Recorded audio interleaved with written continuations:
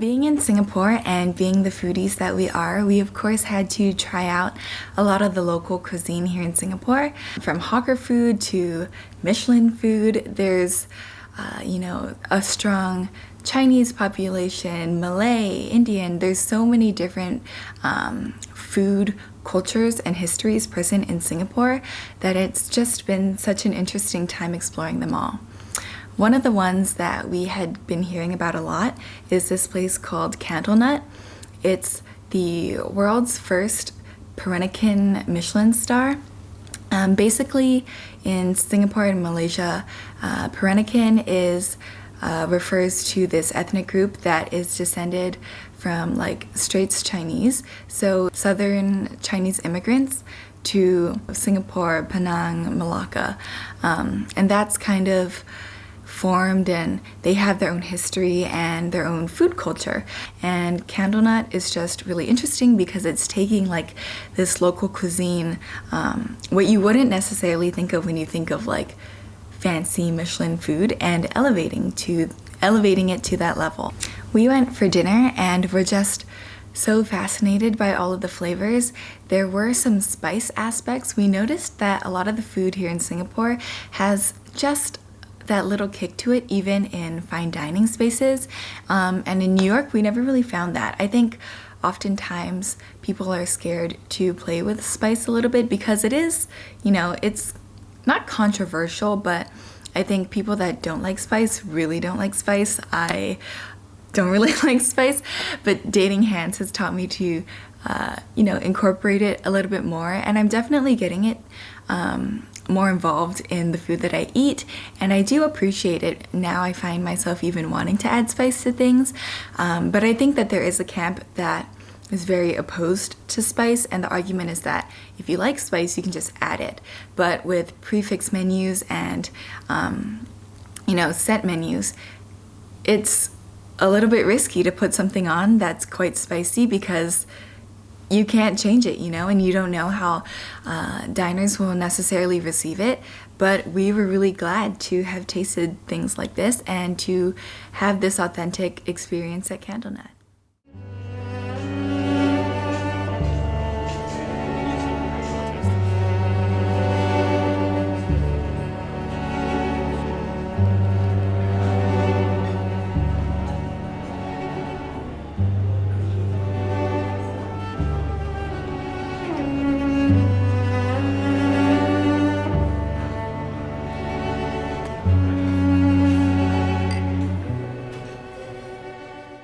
We went with the Taste of Candlenut prefix menu. You'll see in the following clips, but it's just so cool, so interesting, so many ingredients we had never heard of, and we probably would never know of unless we came to someplace like this. All of the dishes were beautifully presented. You could tell there was something just really homey and like grounded in them, and that was something that we don't often find in restaurants, but something that we are always appreciative to see. The menu changes, not fully, but I think they add new things, take away old things, so it's always sort of evolving from month to month. It's just really awesome, the cooking techniques involved, and we would recommend it to anyone who's visiting. I mean, even if you live here, I'm sure you know by now that it's incredible and the food is super, super tasty. But yeah, just something that'll kind of put you outside of your comfort zone, but also bring some warmth and excitement.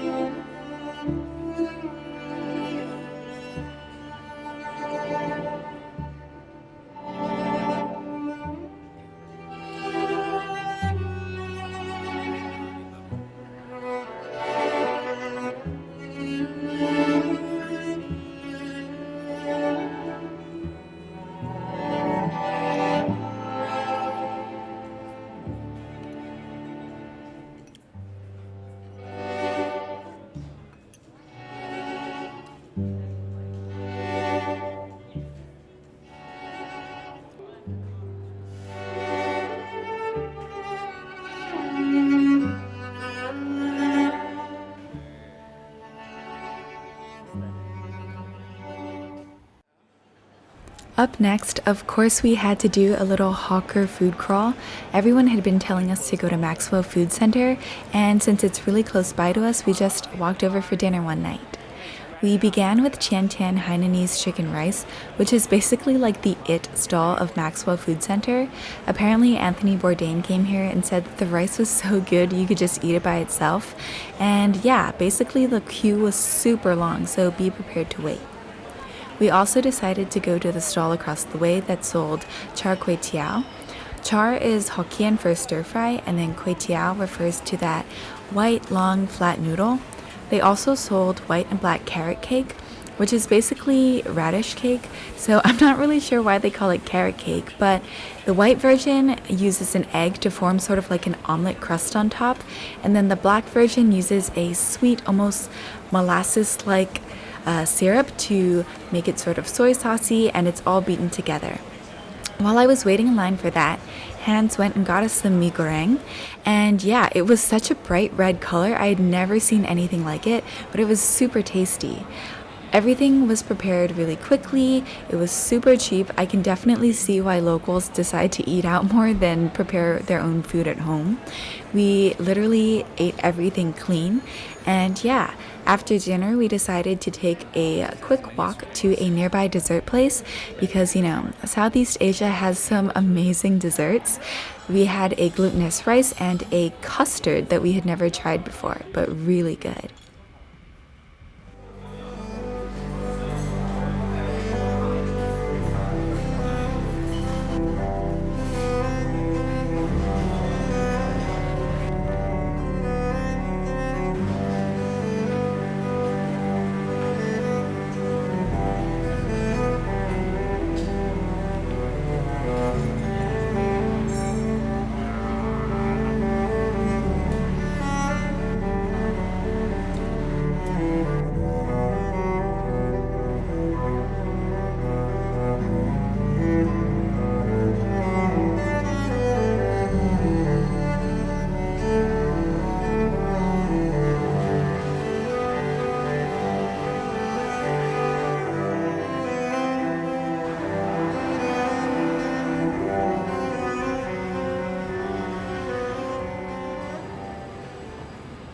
And to end things off, here we have La Pasa.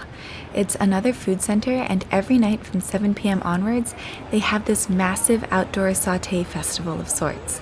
It's kind of crazy because here in the middle of central business district Singapore, among all of the huge skyscrapers and tall buildings, there's this old school street food satay festival happening right there in the center of it all. It's so lively, it's super crowded every night without fail. Apparently stalls 7, 8, and 10 are the ones to go to, but we kind of just got roped into whoever gave us a menu. This was really, really good, and we also managed to get some mutton, beef, and prawn skewers.